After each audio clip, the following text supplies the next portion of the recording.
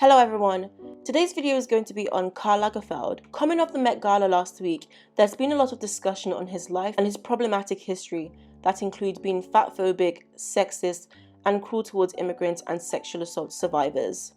From the second Karl Lagerfeld as a theme for the Met Gala was announced, there was rightfully a lot of rage. However, it always feels as though celebrities don't exist in the same universe as the rest of us, because although a lot of them pretend to be the pinnacle of morality, if you do win an award tonight, don't use it as a platform to make a political speech, right? You're in no position to lecture the public about anything. You know nothing about the real world. They also don't mind celebrating a man who's, let's be honest, was not a great human being. It's kind of the same way tons of celebrities went to the event in India held by the Ambani family, who are essentially the real-life Roy family, but worse because not only are they real, but they're also essentially supporting the Indian Prime Minister Modi, who I'll say is allegedly trying to create his own dictatorship state by censoring information, weakening the powers of institutions supposed to hold his party accountable, and demoted Muslims and other minorities as second-class citizens. As someone who doesn't find it possible to ethically be a billionaire, because the only way I can palette billionaires is through films and TV shows.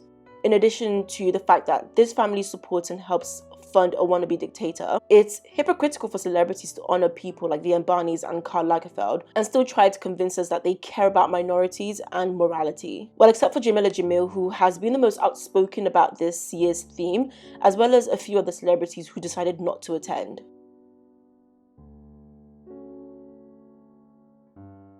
Karl Lagerfeld was born in Hamburg, Germany in 1933.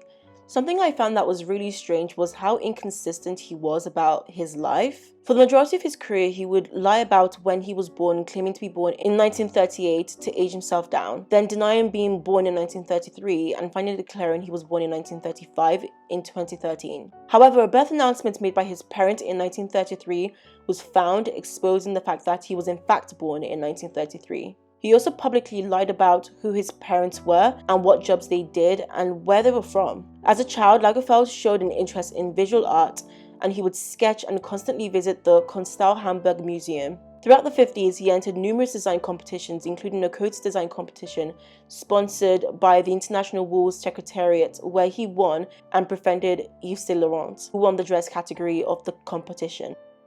Soon after, he was hired by Pierre Balmain, working as his assistant and later his apprentice. In 1958, he became the artistic director of Jean Patou.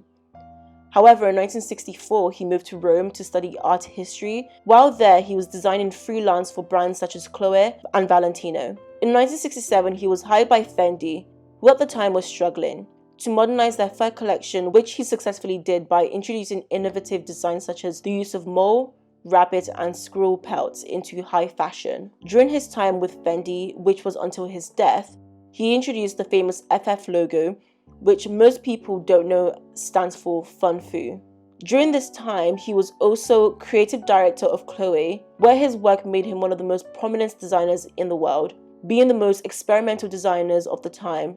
He was one of the most influential fashion figures of the late 20th century.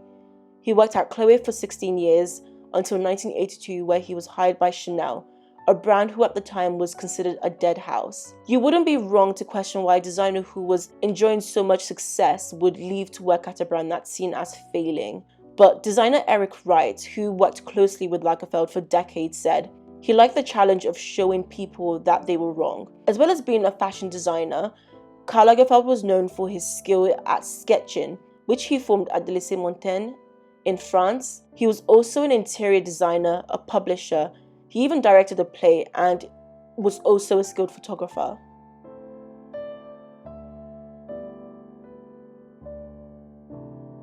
I feel at this point, Chanel is just as synonymous with Karl Lagerfeld as it is with Coco Chanel herself. He immersed himself with all things Chanel, taking a know the rules to break the rules approach and iterating the brand Chanel instead of imitating it, while also reinventing and expanding to what Chanel was at the time. He would do this with the tweed suits, the LBD, the quilting, the camellia, golden chains which he used as accessories, as belts, bag chains, neck chains. He was also known for how heavily he accessorized, which has become a part of the brand. He also created the double C logo, which is widely recognizable. A lot of what we associate with Chanel, and that has been popularized within the fashion industry, were initially seen as controversial. For example, enlarging and miniaturizing jewelry and purses and shortening and tightening skirts. A lot of his ideas were not just criticized by the general public or the fashion industry at large, but also Chanel and the production team. However, from how iconic Chanel became and has stayed since he joined, it's easy to admit that he was right. He was also known for his innovative runways, which only continued to flourish all through his time until his death. In the 1980s, Karl Lagerfeld also introduced the Chanel bride, who he employed the It Girl, who would close the Chanel haute couture shows. They were also known as his muse. Models who have been Chanel brides are Linda Evangelista, Claudia Schiffer, a notable muse of Lagerfeld who was a bride numerous times and wore two famous dresses that have been making the rounds on social media. This dress that Sofia Richie wore at her wedding, and this one that Dua Lipa wore to the Met Gala. Other models that have been Chanel brides are Devon Aoki, and more recently Cara Delevingne, Lily Rose Depp, and Adutha Ketch. In 1984, he also started his own eponymous brand, Karl Lagerfeld, which became a huge success.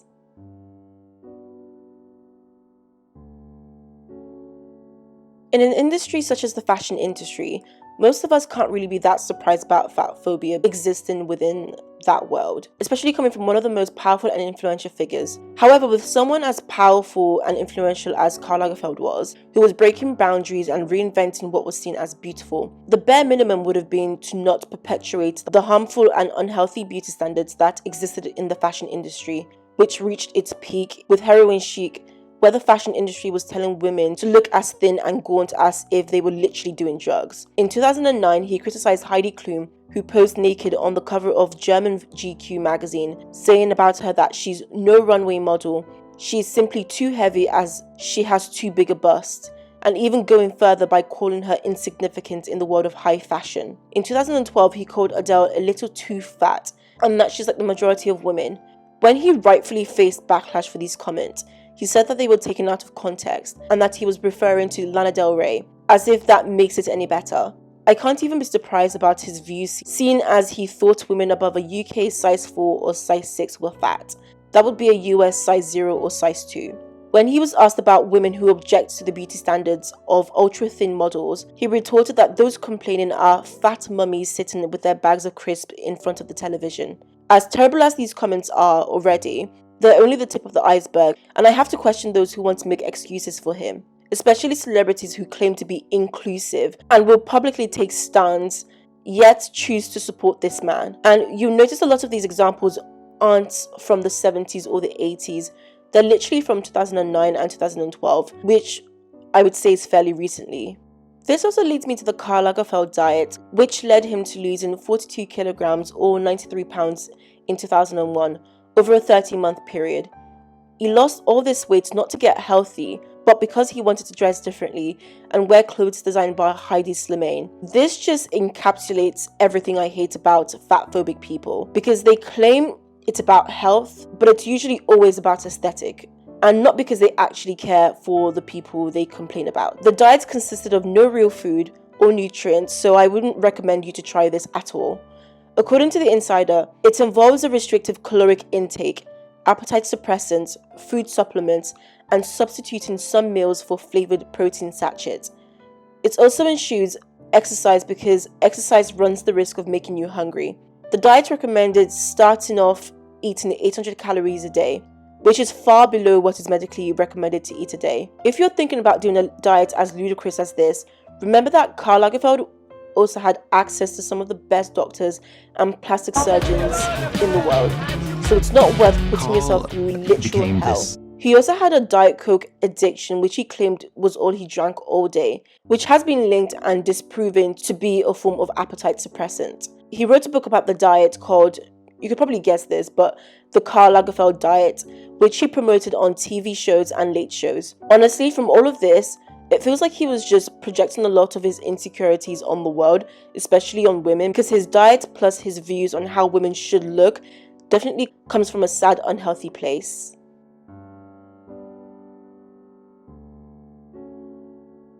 The period of the Me Too movement was a time when the entertainment industry was reckoning with itself and was giving us the impression that no longer would sexual abuse, harassment, or rape be a part of the culture. A lot of people, majority who were women, were able to find the bravery to speak out against their experiences, including those in the fashion industry. Unfortunately, instead of embracing these changes that were being made and supporting people in an industry where he was arguably the most living influential figure, he was defending a stylist, Karl Templer, who had been accused of pulling down a model's underwear without consent, saying, "If you don't want your pants pulled about, don't become a model.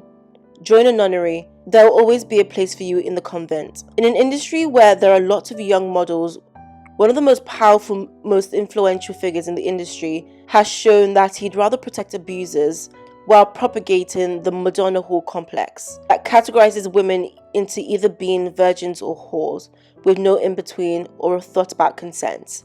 It perpetuates the idea in the industry that models have to perform sexual acts to be given opportunities and remain silent if they want to continue working in the industry. He further went on to say in a French magazine that he was fed up with the Me Too movement. "I know I've said this multiple times and I'll say it again.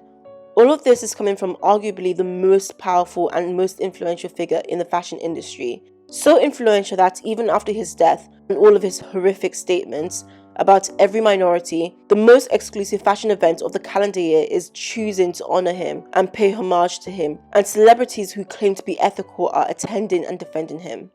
Lastly, because as much as there's more Karl Lagerfeld controversies I could discuss, I kind of got tired of punishing myself, but surprise to no one, he's also been accused of Islamophobia. And like his other controversies, he's so unambiguous in his discrimination that for his fans, it's impossible to claim he's being misconstrued. The man literally said that he was contemplating giving up his German citizenship because Angela Merkel was accepting too many Muslim immigrants, and he wasn't even living in Germany. He also attributed this as the reason for the increase in neo-Nazism in Germany, which just makes me think that if he wasn't Karl Lagerfeld, he might have been the kind of white man who would join an alt-right racist group, because immigrants are taking jobs that he probably isn't even qualified to do anyways. I can imagine that if he was alive last year, he would have been part of the band of people wanting to take in every Ukrainian refugee, even though the day before they were complaining that there was no more space for refugees and how they're ruining the country.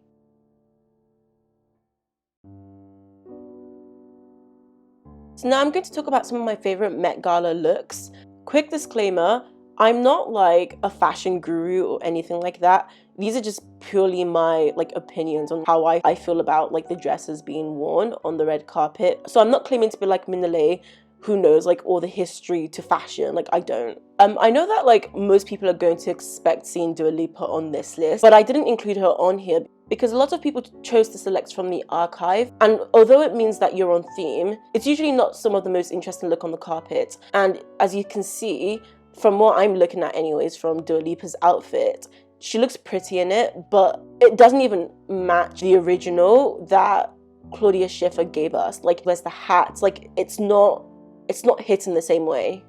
Where's the jacket that came with the original dress as well? At least she actually wore jewelry, which is something that a lot of celebrities seem to be missing nowadays on red carpets. So the first outfit that really caught my eye during the Met Gala was Sorachai in Thom Browne.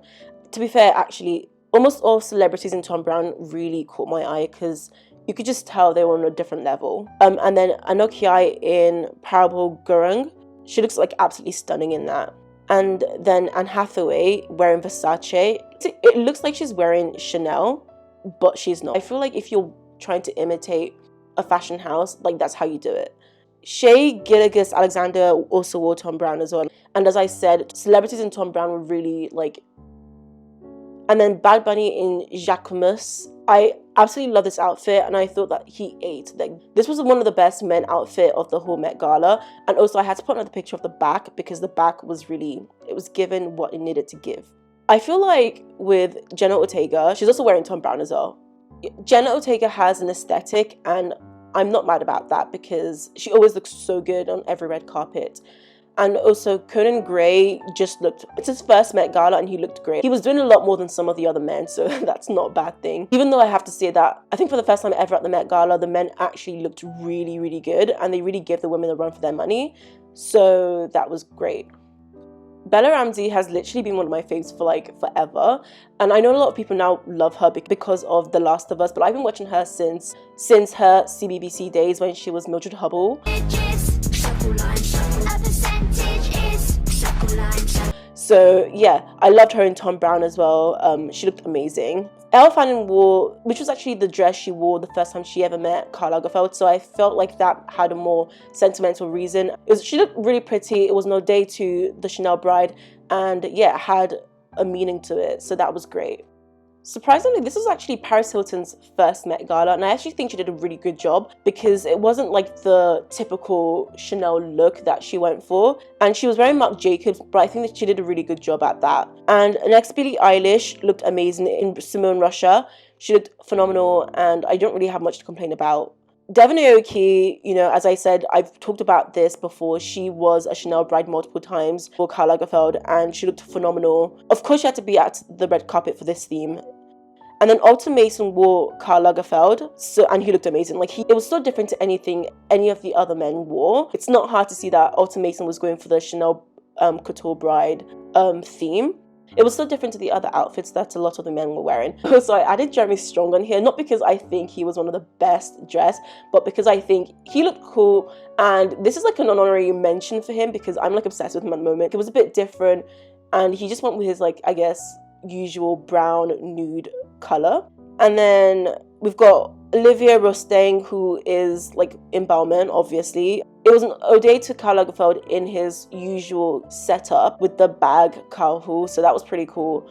And it was kind of like a really cool reference, I guess. Ke Huy Quan in Christian Dior, yeah, like another ode to Karl Lagerfeld and how he usually dressed with the gloves and the glasses and the suit. Like, he looked great. And then Brian Tyree Henry wore Karl Lagerfeld as well, and he looked phenomenal. Like, everything from like the jacket, the sleeves of his shirt, like it was, yeah, chef's kiss. And also Ava Max in Christian Siriano, phenomenal. Like, I think that like she was probably one of the best looks of the night, and yeah, I absolutely adored her outfit. It was just on theme and it looked beautiful. I think it was also her first Met Gala as well, so for her to really come and be one of the best dressed of the night was yeah, fantastic for her. Taika Waititi, I did not expect to put on this list, but I was quite surprised. I was happy to be surprised because he looked great, and the fact that he stood next to Rita Ora and actually looked better dressed than her, that is something that he should be proud of himself for. And then Gigi Hadid in Givenchy, looking phenomenal, and she looked great. I loved the outfit. I loved everything. You could see a lot of the Chanel inspiration in what she was wearing, and yeah, it was really pretty. And then Adita Kesh, another Chanel bride. She looked phenomenal. She looked beautiful. The train was just stunning. Yeah, and she was wearing Carolina Herrera. So Janelle Monáe was wearing Tom Brown, and as I said, celebrities in Tom Brown were really some of the best dressed of the night. But her outfit was essentially two outfits. So she changed on the red carpet, and it was these two, and she just looked phenomenal and amazing and beautiful. And then Ashley Graham was wearing Harris Reed, and this is like the only exception because she wore an archive dress, but she made it look better. Like, it looked better than the original, and she elevated it, and I think that she was also one of the best dressed. Her and Ava Max was some of the best dressed of the night, and I'm obsessed.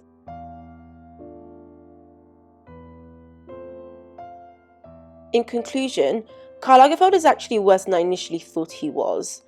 I knew he was controversial, but everything is a lot worse than I imagined it could be. I'm now extremely flabbergasted how the fashion industry has spent hundreds of millions of dollars honoring this man, that yes, was a great designer, but not such a great person. This isn't me reviving the discussion of separating the artist and the art. It would be almost impossible considering how many brands he's worked with and how influential he's been in the fashion industry, and that includes fast fashion and high street brands. However, it's one thing to accept that he really was that good of a designer, and another to create this whole charade for everyone to honor a man that actively hated women, fat people, and Muslim people. I don't know how much power or control celebrities have in the events they attend, but when you're an A-lister like Anne Hathaway or the Kardashians, who I'm sure wouldn't care about these controversies if it gives them publicity, I'm sure you can probably stand firm and say no. To be honest, my biggest problem is with Anna Wintour, because why choose Karl Lagerfeld when Vivienne Westwood was there? What was the reason? I had a reason. What was the reason? I had a reason. What was the Though I will say in 2007, Lagerfeld stated that his controversial persona was an act, which makes me question the authenticity of his character. However, he does go on to say it is like a mask, and for me, the Carnival of Venice lasts all year long, which makes me think he's just being himself. It can't be much of a mask if your personality is something that's never taken off. It just ends up sounding like he's trying to make himself sound more interesting and authentic than he is, which should come as no surprise from a man who lied his entire career about when he was born and who his parents were. Thank you if you made it to the end of this video. I hope you enjoyed it, and if you did, please don't forget to like, comment and subscribe, and catch you next week.